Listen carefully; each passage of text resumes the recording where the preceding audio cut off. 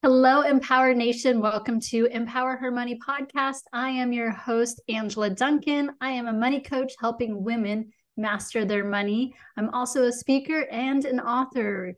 Head over to empoweryourmoney.net for my newest book, and that's .net. So if you can think about a net in front of you capturing your money, empoweryourmoney.net.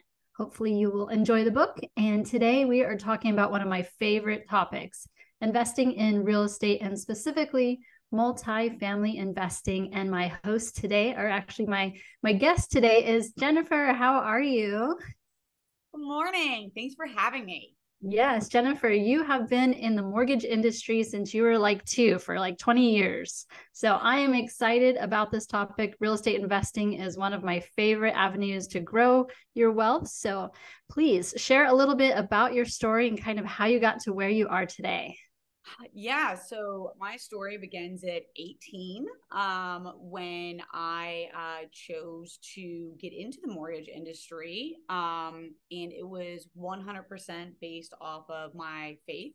I was struggling to figure out what I wanted to do as far as full paid academic scholarship, go to college, or get into the mortgage business. And so I prayed on it and prayed on it and prayed on it, and God just said this was the path. So I just blindly went down that path. I actually never went to college. So 22 years later, here we are. I think that I made the right decision, and I just never looked back. Awesome. Awesome. Yeah. So it goes to show sometimes, especially when we were younger, they push to go to college and find a career. And oftentimes you don't necessarily need that piece of paper and to spend all that money to have a incredibly successful career like you have managed to do. So truly amazing. And I love that you bring God into the topic. As you know, I'm a Christian too. And so having God in our life and just trusting that He knows what's best, and we're just kind of along for the ride. So I love that. Love that. All right. So today I do want to focus on multifamily investing. So if you can talk about what that loan kind of looks like for the audience, and also talk about what does multifamily mean? Like when you're looking at it from a lender, how many units, and then, go through the process to kind of educate us a little bit on what we should be prepared for. Yeah, so I think that our audience really needs to know about how you can build that wealth and have somebody else pay your mortgage for you. So whether it is a duplex, triplex, or quad, so that's 2, 3, and 4 units. So we can still do that as your primary residence and then allow somebody else to pay that mortgage. So you've got let's just call it an FHA 3.5% down, quad 4 units. You've got 3 other units that someone is paying rent to you. You talk about building wealth right there, right? So that is, I push people towards that as our younger generation comes through. It is what I call the biggest life hack that nobody talks about. And it's like you can build wealth so quickly through those multifamily units. Yeah, awesome. I think I read a statistic recently that you put out about Florida or the Tampa market and real estate. Talk about the numbers that you're seeing as far as the growth is concerned. Yeah, so I put that out today. So it is in the last decade, Tampa Bay has increased, had an appreciation of 282%.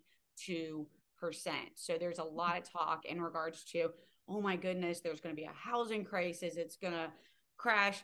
I don't know about you, but I'll take 282% return on my money all day, twice on Sunday. So yeah, Tampa is just hot, hot, hot.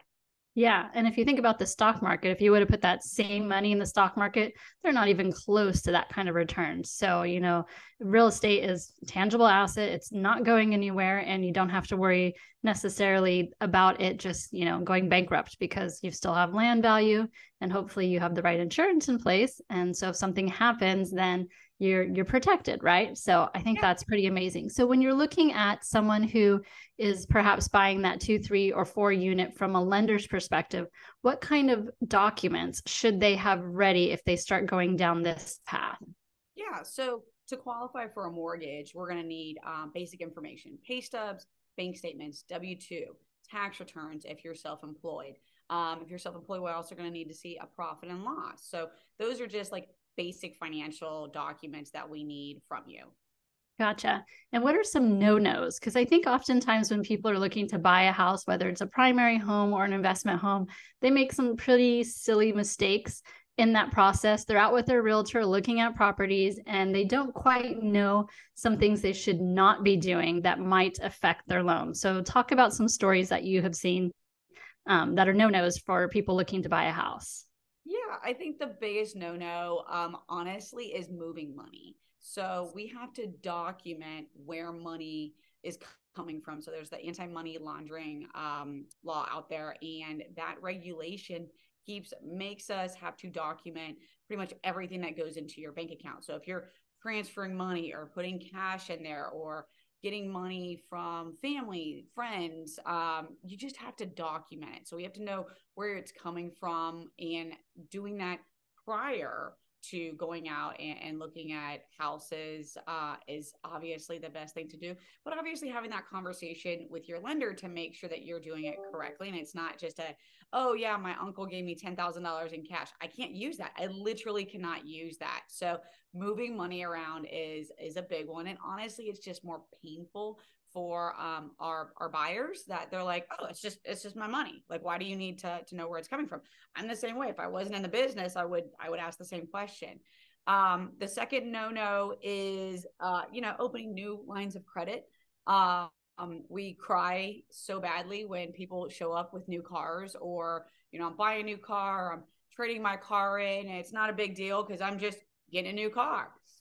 It matters. It matters. Don't buy a boat. Go get a new car. Don't open new credit cards. So those are things. Just don't run your credit and don't move, or don't not run your credit, but more importantly, just don't open new credit and don't move money around. What happens if I were to switch jobs?